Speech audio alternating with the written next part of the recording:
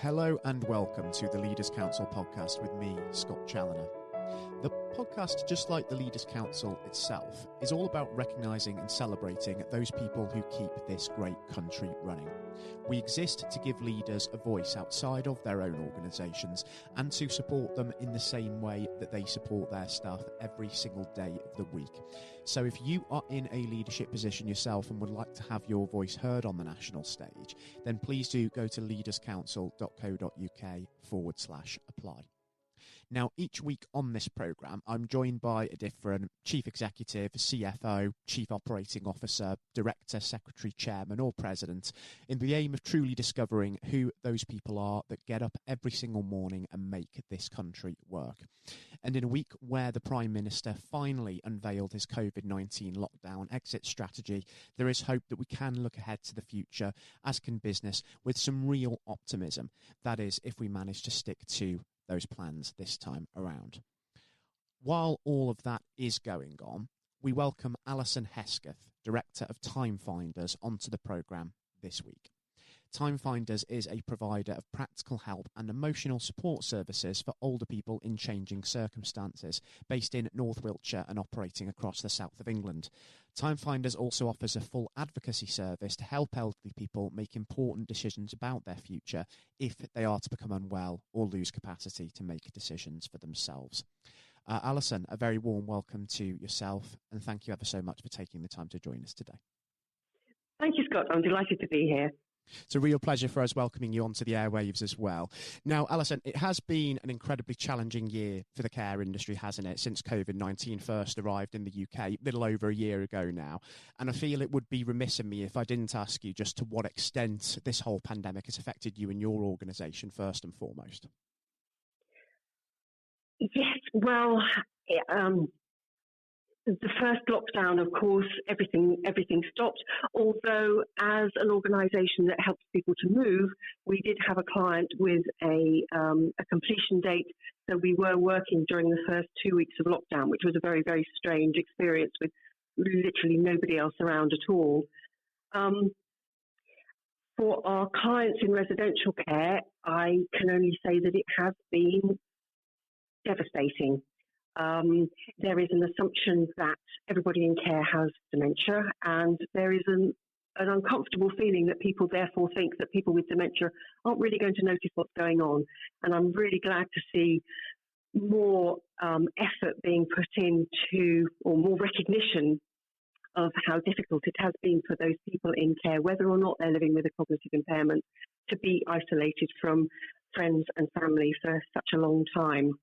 We've certainly seen a deterioration in our clients that we've not been able to visit regularly throughout the period, and certainly our anecdotal evidence from family members have also had that difficulty. What's been particularly hard, I think, is the inability to allow families to be with somebody right at the end of their life, even if they weren't dying of the COVID infection. And I fear that, there are a lot of people that have had a very traumatic time at the end of a loved one's life that is going to affect them very deeply. It is, for sure. It's been an incredibly challenging period for those in care and indeed their families. But just going back to something that you said during that, do you think that perceptions of the care industry are beginning to change as a result of what's been coming out of the sector during COVID? And do you think that's a positive change, if so, or maybe more negative? I think at the very start, it was almost wholly negative. And I think that the residential care sector is going to have a big job in building up people's confidence in care homes again. We can look back and we can understand what's happened. I do personally believe we need to examine and have a sensible discussion about what happened. This shouldn't be about blame. Because we're never going to get to the truth of what happened if people are casting around for somebody to scapegoat. But we need to have a very intelligent discussion about what happened, because I still don't think that the lessons have been learned from that first period. I also think that there was a public perception that care homes were part and parcel of the NHS, or at least a government-controlled sector. And of course, the realisation that there are all these care homes that are independent, that they are businesses, they are charities, they're voluntary organisations, they're small businesses, larger businesses. I think that has been a shock to many people, and therefore the responses of different organisations with different levels of funding have been, some have been able to afford PPE and have had the foresight to get that PPE in early. Others have not been quite so on the ball. We need to understand why and what can be done to help them, recognise how things have got to change if there's a future pandemic or if we get various different COVID variants. So I think that it has been very negative. I think that care homes are trying desperately to reassure people about the level of care. And I think one thing that is recognised, I hope, is the unbelievable dedication that individual carers have shown. Individual carers have perhaps come out of this better than care home managers and care home owners. That might be a bit controversial to say, but from our perspective, the feedback that we're getting is there is universal admiration for the dedication of carers, some of whom have literally moved out of their own home and moved into the care home. They've slept on floors, in order to not risk bringing COVID into a care home. And, given the low status of carers in this country, we owe them an enormous amount of thanks for that. It's an incredible amount of dedication and leadership that these people have taken upon themselves, isn't it? And over the last few months on the programme, we have been actively trying to find that silver lining in what has been a dark and dense cloud over all of us. And the commitment that they've shown has been an incredible positive. It's that sense that when the chips are down in times of adversity, people are really bringing the best out in themselves, aren't they, in that sense? Yes, the vast majority, and I think, and I think that is something that can be positive. We've also relearned about basic hygiene. I was staggered to learn that the incidence of norovirus, which every single year care homes and hospitals and schools are closed because of norovirus. The rate of norovirus has dropped by something like 85%. And that's probably just because we're all washing our hands more, So I think just little things like that we should be taking on to the future and saying this is a really positive thing because norovirus is really horrible and it closes care homes and it isolates people only for a short period of time. But any isolation is a bad thing. So have we learned something that means that we can knock this on the head? The fact that we've got a vaccine. All the talk a year ago was, it's going to be at least 2 years. It's probably going to be 3. It's probably not going to work anyway. And here, we vaccinated nearly 20 million people in this country. And the results have been astonishing. It's just so exciting about what we can achieve when everybody works together. I find that tremendously exciting. And remaining very much on those positives, one thing that this crisis certainly seems to have done as well is really make people rethink their thoughts on care provision and indeed for those in care, what they want from the care that they're receiving and indeed whether their residential settings that they're currently living in are right and suitable for them. And interestingly enough, and this is where we can look again to the future and maybe improve on this, there are quite a few people out there, aren't there, who feel that that's not necessarily the case. And we'll bring attention now for the listeners to a recent survey that was published by the Associate Retirement Community Operators. And that uncovered, didn't it, Alison, that almost 90% of people think that the government should widen housing options for the elderly, including those receiving care. And that very same survey also found that over half of older people are interested in moving to new accommodation, but lack sufficient local downsizing options. What are your thoughts on that? I was not at all surprised by the findings of that report. There isn't enough suitable housing for older people or for people with disabilities either. And a lot of the government policy has been about encouraging and enabling young people at the start of their housing ownership, if you like, to be able to buy or to rent suitable accommodation without actually realising that there is a very large cork in the top of the bottle, and that is a large number of older people living in homes that are too large for them, that they actually want to move out of. I don't think anybody should go around, pointing at an older person and say, "You live in a home. You've got to move to somewhere smaller." That research states very clearly that people are looking to move somewhere that's more manageable, because there is a realization that the more appropriate your physical accommodation is for you, the more independent you can remain for longer. And that, coupled with the fact that undoubtedly people are frightened about moving into care. Most people, when you ask them, do not want to have to move into care, or even worse, be put into care. And there are some brilliant domiciliary and living care providers. Not all are great. Some are absolutely marvellous. Who can enable somebody to live in their own home. It may not be the home that they're living in right now, but to live in their own home for as long as they live. And that's what most people want. But that takes planning and it takes forethought, and it does take government policy. And I think if you look at people in rural communities, it's very difficult to find accommodation in your own community that you could move to. And what's devastating for people is they have to move out of their local community. And it's very difficult when you're in your late 70s, 80s, 90s to build a new community around you when you're somewhere completely new, even if it's only 15 minutes down the road. So the whole provision of housing for the elderly, I think, again, could be a very, very exciting prospect, because it takes the cork out of the bottle. It releases those family houses, which in turn releases the more, the smaller accommodation, which in turn enables, younger people to move into the right accommodation. I think it's a bonus all the way around. Certainly for the retirement community sector, it is important to assess that demand, isn't it, in rural and village locations where there tend to be an older demographic.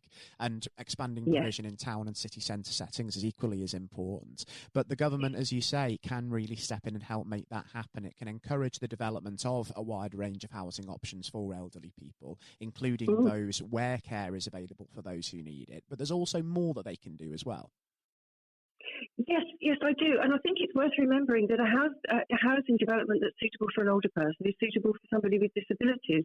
And, although that's not my area of expertise, I know simply from working with communities to help create dementia-friendly communities, once you've got a dementia-friendly community, that is more friendly for people with physical or other mental disabilities. It's better for young parents and children in pushchairs. It benefits the whole community. So the concentration on making housing of whatever sort suitable for people is enormously important. And I think the government's missing a trick if it doesn't make that part of this rebuilding our way out of the COVID economic crisis. It ties into the green agenda as well, of making sure that homes are as near as possible carbon neutral and don't contribute to light pollution. All sorts of things. There's a fantastic opportunity for somebody with a bit of creativity to get involved here. It's critical, isn't it? Because if we look at this situation in the context of the current pandemic as well, you could argue that issue of suitable housing does have an impact on people's mental health, and it increases the likelihood of older people maybe suffering physical accidents at home, them having to go to hospital perhaps, and then a greater risk of them maybe contracting COVID. From your experience, do you think that there has been a mental health issue among older people in recent months relating to this problem? Undoubtedly. The lack of physical touch has been massive. I think it's had a massive effect on people, and you could, when we have been allowed to visit some of our clients in residential care who do have cognitive impairments, the desire they have just to hug you, or just to lean against you, or just touch your hand, which of course you're not allowed to do. It's really, really difficult to prevent that happening. It's devastating, and the idea that after the 8th of March we'll be allowed to hold somebody's hand. Well, that's that's going to open the floodgates. There is some light at the end of the tunnel that we're starting to see now, isn't there, with the publication of Boris Johnson's exit strategy from lockdown this week. With that in mind, do you think that we can start to afford to be optimistic about the future? Yes, I do. I suppose I'm optimistic by nature, but I think there have been some real positives to weigh against the devastation of the COVID pandemic. I think that it's a difficult topic, but people are more inclined now to talk about end of life and what they want in end of life care. It's brought up the agenda. Do you want to be resuscitated? Do you want to have artificial ventilation? And that might sound like morbid subjects, but actually, again, from our work and our advocacy work, we know that people who are given the safe space to talk about those issues and to discuss their feelings and to have their opinions recorded somewhere gives an enormous peace of mind. They know that, should they be unconscious and unable to say what they want, that their wishes are clearly recognised. And that takes away a lot of fear from people. So I think that is a positive. I think from our point of view, we have realised that COVID has given people a very uncomfortable opportunity to look at their current living accommodation, but to take a really pragmatic view of that, to say, is this suitable for me until the end of my days? Are the stairs difficult to manage? Are there trip hazards? Doing some research about the number of falls that result in hospitalizations, the death rate that follows severe falls, resulting in a hip fracture, for example, are awful. And most of the falls in somebody's home are preventable.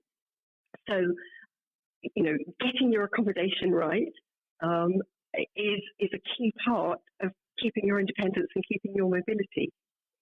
And those are very positive discussions that people are having. And as a result, we've had many people coming to us this year asking us to help them to find somewhere more manageable for them to live, somewhere where, if they need it, they can have care at home. Many of them don't need that at the moment, but they're looking ahead and saying, right, well, if I do need care, I want it to be in my own home. So I want to make sure wherever I move to is suitable. And then, us helping them with that downsizing process and getting them settled in. And just talking about TimeFinders in a little bit more detail for a moment, I believe the establishment of your organisation initially came from a very personal experience relating to this problem, the lack of downsizing options, didn't it? Because was it when your mother was in her late 70s and needed help downsizing to a more manageable residence, yet there was a distinct lack of such services? That was ultimately how it all came about, wasn't it? It was, my mother and I, managed the process between us.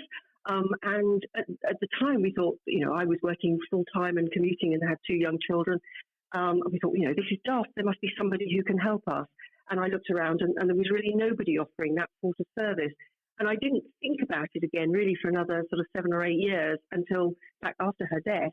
And a very good friend who got to know my mother came to me and said, look, much as I love my mother, if I have to spend more than half an hour in her company helping her sort out her stuff to move house, I think I'm probably going to scream. Do you think there's something you can do? And looking around again, there was nothing available. So, and that was another thing that this latest report came out with. And in fact, the parliamentary committee on housing and older people identified was that it's not just the financial aspects of moving to somewhere more manageable. It's not just the lack of suitable accommodation to move into. It's the physical help with the process of downsizing, which is which is a very emotional process because you are having to get rid of things that you have an attachment to. It's that lack of that physical help which is preventing people from doing it, and we know that from our own experience. And I suppose having helped a member of your own family and then built that resolve to go and help others in the same way. When we think of leaders in any walks of life, we think of people who inspire others and motivate others. Is the resolve to do good for other people and resolve this problem what really inspires you and gets you out of bed every morning, would you say? I would say that the job satisfaction that I get now is bigger and better than anything I've ever experienced. And, and I worked in the voluntary sector before I started TimeFinders. So there were lots of highs there as well. But the excitement and happiness you feel when you've helped somebody for months through a process of difficult decision making, and you have set out their new home in the way that they want, and you see them walk in the door for the first time, and literally you see the weight of worry lift from their shoulders. It's the most unbelievable feeling that you can possibly get. It's brilliant. And reflecting on the work that you've done whilst this whole pandemic situation has been going on for the past 12 months, would you say that this has been sort of the greatest learning curve for you, not just in terms of learning about yourself and what you're capable of, but also about your colleagues and the people that you indeed work with and work for? Yes, I think that, again, with the first lockdown, once we completed that move, we could only have virtual contact with our clients, enabled us to look at what we wanted TimeFinders to do, to catch up on a lot of those things that we'd never had time to do before, and to really recognise that there was more that we could be doing. So we put into we planned a growth strategy for this year. We've sort of bucked the COVID trend in that we used to run the company from a study in my home, and we needed to bring on new members of staff. We couldn't possibly do that in a COVID-safe way there. And as we made that decision, a small office became available a few minutes down the road, and we moved in at the end of September. Since then, we've gone on to recruit 2 new members of staff, a business development advisor, Khadija, and a new TimeFinder, Shannon. And we've grown this year, and our growth plan extends, for the next few years to go. It's one of the few positives, again, that we've seen coming out of the industry over this period of time. And we need to really press that home as we emerge from this pandemic, don't we? Because before COVID began, there was talk when Boris Johnson came into power of a root and branch review of the care industry, particularly on the financial side of things. And that's the sort of thing we really need to see as soon as we get out of all of this, don't we? We need to see that progress really pressed home and taken advantage of. They simply cannot kick it into the long grass anymore. Successive governments of all shades have done this. We need to grasp this nettle. And I think the public understanding that the care home sector is not run by the state has been a shock to people who have had no knowledge of it beforehand. People who have family members who've moved into care and have suddenly found that family member has to sell their home to pay for that care, have understood it and have been shocked by it and have, wanted something to be done about it. I think that the time is right now, particularly if people do not necessarily want to have residential care in the way that it's been in the past. I believe the sector is going to have a big shake-up. And one of the reasons for that is that there has been there's an unwritten contract that you go into that because of COVID, people have suddenly realised. People have often moved into retirement accommodation, sometimes at the luxury end of the market, if you like. They don't need a great deal of physical care, but they're living in a community, and all of a sudden they've discovered that somebody else has the right to tell them that they're not allowed out, that they have to stay in their own apartment, that they're not allowed in any communal areas that they've enjoyed. And choosing yourself as a responsible person to do that is very different from being told by somebody that you've got to do it. Told by the manager of your facility that you've got to do it. And I think a number of our clients have been quite shocked by the power that somebody has to tell them exactly what they can do and what they can't do, and that their autonomy has actually been taken away from them. And again, the people are realising that is something that they didn't know before. They do now, and that's another reason that I think the sector has to. That's something else that the sector has to address. There's plenty that we can reflect on over the course of the last year, and there's plenty, of course, to come in terms of real, tangible change.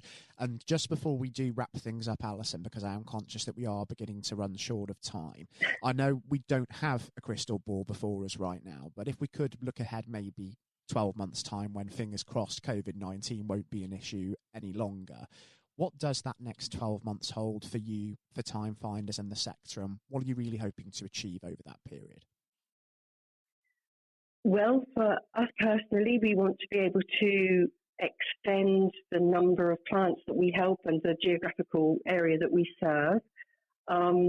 We are also finding a lot more people coming to us earlier in the process. They're planning ahead to say, what are my options going to be? And I'd say that's a really, really positive thing, because people who plan ahead, they do stay in control longer.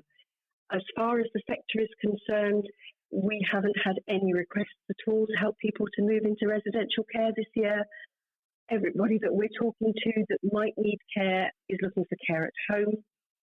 There are issues with that sector as well. Brexit, I dare raise the B word, has not helped, because many of our carers, many of these dedicated people, as I say, who gave up their home and who moved in to protect their residents, come from abroad. And under the current immigration rules, we're not going to get anybody else to come in. So there's already been a shortage of carers, and that will continue. And again, the sector and the government have to work together, because it's not just a question of we'll go and employ more people from Britain. The unemployment rate is going up. There must be more people who can turn to caring. Caring is a very special job. It requires it requires skills. It requires those soft skills that a lot of people don't have. So raising the status of carers is going to be an important thing for the next year. It is. The government has to not just entice carers, prospective carers, that is, into the sector, but it's also important for people to actually realise that it's not an unskilled profession. Soft skills in this industry are incredibly important. So that is something we really, really have to see, as you rightly said there. It is a skilled job, and I think the sooner people recognise that, the better. Well, we have seen some positive switch in perception over the course of the last year, so let us hope that that can continue in that regard, and we can really start to see that change that the sector does need. Alison, I have to say it's been a real eye-opening experience welcoming you onto the programme with us, and a real pleasure having you join us.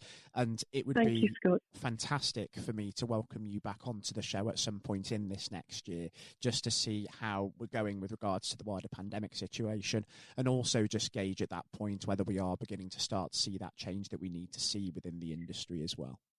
I would love to come on, and it would be lovely to be able to see some real changes taking place. Thank you very much once again, Alison. It's been fantastic having you. I was speaking on today's programme to Alison Hesketh, Director of TimeFinders, and I hope you all thoroughly enjoyed listening to another thought-provoking interview. Until next time, since sadly all of the pubs and wider hospitality establishments remain closed, I will be sat in my front room and raising a glass to outstanding leadership, and hopefully I can reoccupy my usual corner in the Westminster Arms soon. I'm hearing, following this week, that I may only have to wait until May the 17th at the earliest for that to come round, so let us just keep our fingers crossed that it proves to be the case. Remember, in the meantime, until the 28th of March, when we can venture outside again, please stay home where you can, protect others, because it does make a real difference in saving lives during such a trying time. Take care, all of you, and goodbye.